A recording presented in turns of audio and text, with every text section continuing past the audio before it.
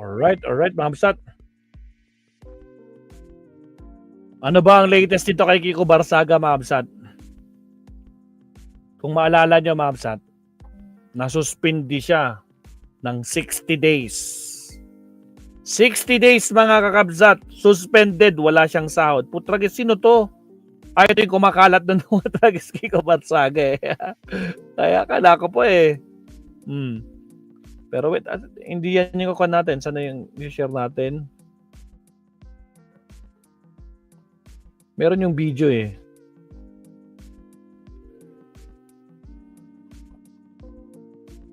Kaya, silipin nga muna natin kung ano yung pinagpo-post niya muna.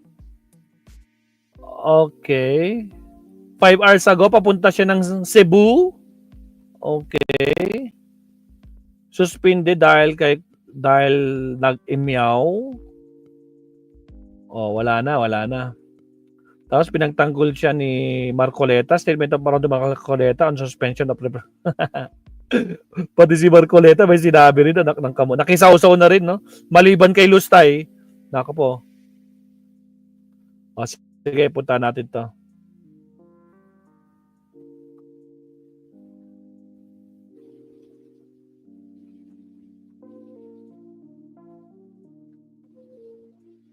Ito.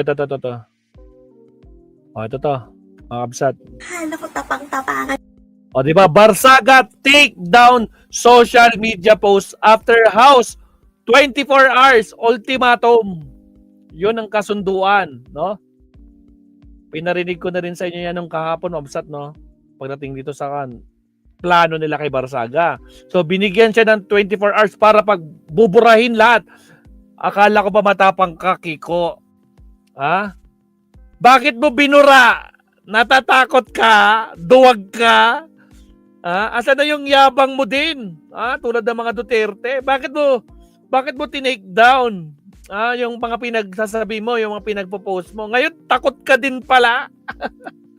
Bakit? Takot kang may magkaroon ka na naman ng mas malaking penalty? Sanction? Baka hindi na 6 months or hindi na 60 days. Baka maging 6 years na rin. Hindi ka na matakbo. Putragis, mga kabsat. Takot na takot din pala itong lahat sila duwag, mga kabsat. Ang tatapang nila. Di ba? Sobrang tatapang nila, no? Pero, putragis, binigyan ng ultimatum na 24 hours, pinagbubura din yung mga pinagpo-post niya. Ayaw niyang humaba pa yung bakasyon niya. Bakit naghihinayang ka sa sahod mong 300,000? 2 months din yun, di ba? 60 days. So, 600,000, ba? 500,000. May more than 500,000. Deserve ng isang miyaw-miyaw na baliw, sabi ni si kaya nga. Pisinto-sinto, Wonder Woman. Kaya nga, Alibal, shout out. Lakas tama nito, oh. Nyari sa'yo. Bakit mo pinura? Duwag ka din. Duterte ka din eh. Tatak Duterte ka talaga.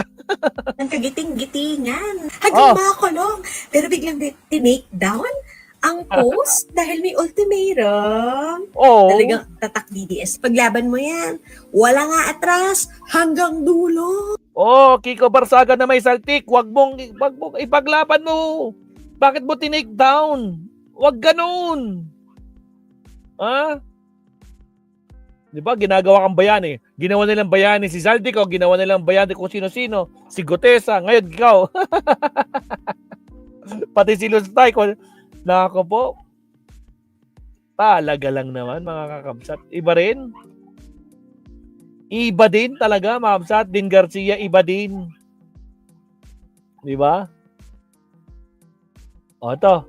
Interview niya kanina. Pakita ko sa inyo interview niya. Asa yung interview niya?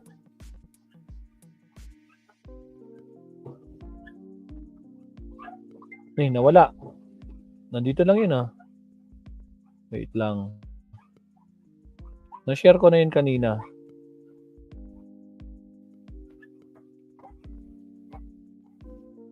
Refresh ko nga.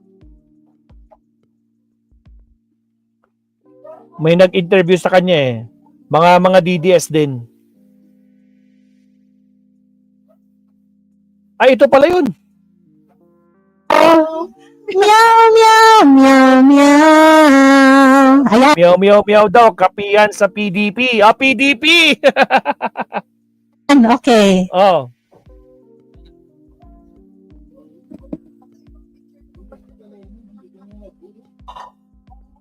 Ano na? Maririnig na siya sa live. Oh, yan na siya. Try mo. Oh, yan na siya. Yan na siya. Yan, Testing. Oh, hello, testing daw. Oh, palakpak na naman yung mga garapata. Oh, palakpak sila. Oh. Okay, go. Okay, bro. Go ahead. Go ahead. Okay. Okay. Okay, go ahead. Go ahead. Sige, salita ka na, bro. They want to hear you. Oh, magsalita ka na. Meow, meow. Anong message mo sa Wait, bayan? Tungkol, Pag nag-uusapan ngayon, ano ang masasabi ng tao sa ginawa sa yung suspension ng Congress? Pero ngayon, ang tanong, anong masasabi ng tao sa ginawa sa iyo sa Congress at ginawa ng Kongreso sa tao? okay, so regarding this, since sasabi ko na lahat sa mga previous interviews, bago ko lang na masasabi is, hinihintay na may release yung mga nag-yes and no votes, yung mga yes votes and yung abstain votes. And afterwards, it's not just, since this case will set a precedent for all future cases, it will be up to history to decide how the people will look into the actions of the ethics committee and how the people will look into the actions of the congressmen who voted yes.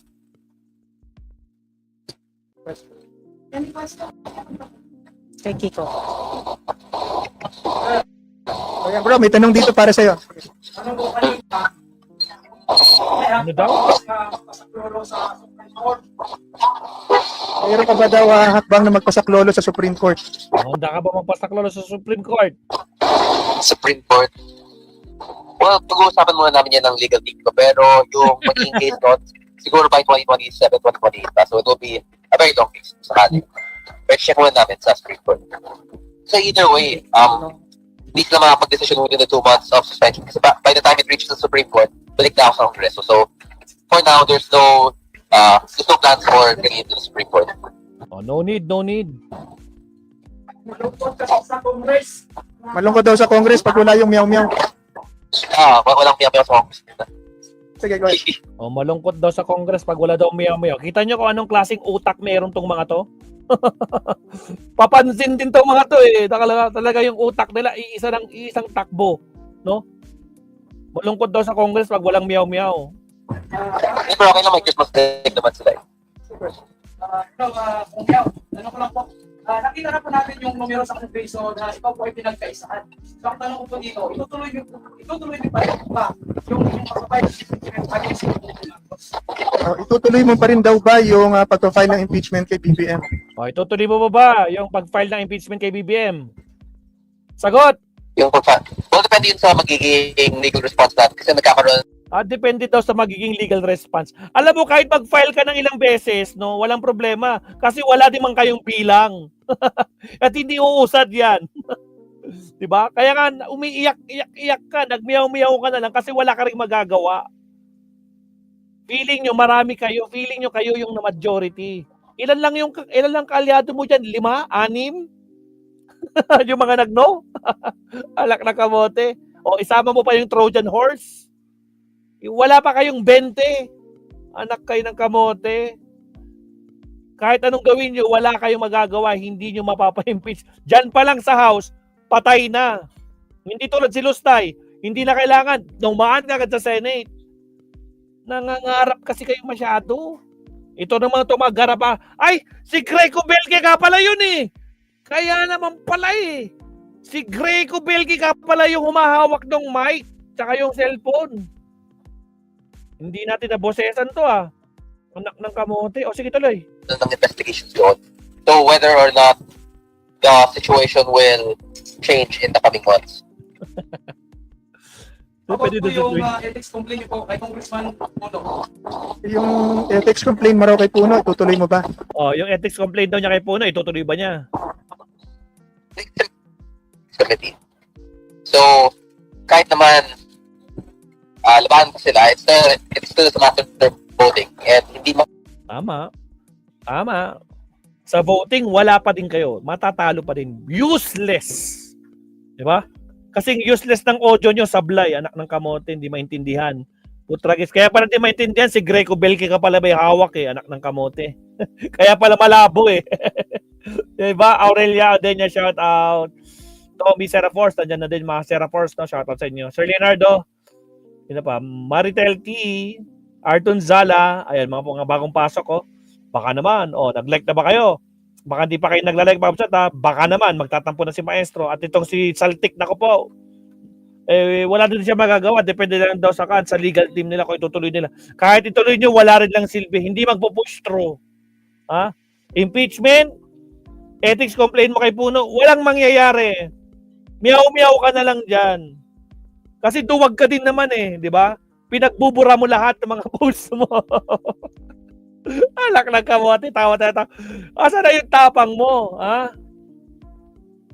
Ano na? Duterte din ang estilo Duwag din Tragis. Nako po, nasmak manan. Talaga naman, oo mga kabsat. Well, ganun talaga. Ganun talaga mga kabsat. Ako, lakas konto. Lakas trip nila. Pero wala rin lang saysay. Kasi pakinggan ba natin? Ako pa ng mga sanctions against Puno kasi sila pa rin yung majority sa Congress. Buti alam mo, sila pa rin yung majority at hindi kayo. Papansin lang kayo papansin lang kayo. 'Di ba? Hanggang doon lang kaya niyong gawin, papansin lang. Magyabang lang. Signal. Sige lang bro. May Last po, Congressman Kiko Barsaga, ano po yung komento nyo doon sa suporta na ibinigay ni Vice President Sara sa'yo? Wow! Ano daw komento niya sa suporta ni Vice President sa kanya? Di praise the Lord! Di ba? What do you expect? Di ba? Si Lustay nga, wala nga siyang statement sa mga ibang nangyari, di ba? Pero kay Barsaga, concern, ay di wow! Yan ang Vice Presidente. May statement kay Barsaga. Nagpapansin. Mandato niya na bigyan ng statement itong si Barsaga. Alak lang kamote. Kaya sabi ko naku mahabsat. Yung takbo ng utak talaga nila, ni isa, nandun, papunta sa West Philippine Sea. Aray ko po. Nako po, naspak manan. Wala na talaga to, mga kabsat. Ito, i-fast forward natin ako may gumanday sounds. Ay nasa likod mo sa harassment na ginagawa nila sa'yo. Uy! Harassment na ginagawa sa'yo. Putragis, ikaw naman, Greco Bale, kitang-kita na nga, di ba? Anak talaga kayo, puro kayo harassment. Ganyan, ginawa nyo? Ikaw, may nagawa ka ba, Greco? May napakulong ka ba na korap? Meron ba? Nung panahon mo na ikaw ang chairman dyan? Meron ba? Tragis kayo. Samantala ngayon, sangkatutak ang nakasuhan. May nakakulong na. Anak ng kamote. O siya, wala nang silbi to. Si Greco Belka ka pala to Putragis. Nagsama pa silang dalawa. Basura din lang pala to. Alak ng kamote. O siya, next topic tayo. Putragis. Nako po. Next topic tayo, Mapsat. Okay, subtitle na tayo. Countdown ulit tayo, Mapsat. Okay, maraming salamat po sa mga bago pasok. Huwag kalimutan mag-like and subscribe. Baka naman. Alright. Nasaan na? Nagahang. Anyamit din. Yun.